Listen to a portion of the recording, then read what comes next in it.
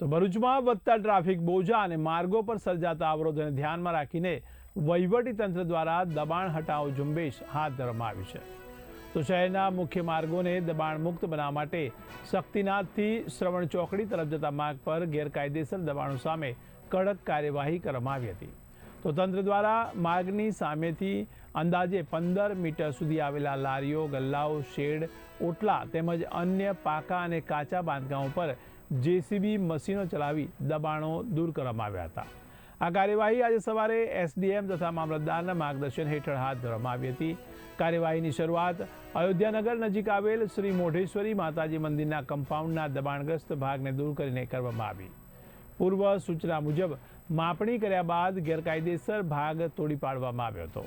તો દબાણ હટાવવાની કાર્યવાહી દરમિયાન કાયદો અને વ્યવસ્થા જળવાઈ રહે તે માટે ચુસ્ત પોલીસ બંદોબસ્ત પણ ગોઠવવામાં આવ્યો હતો.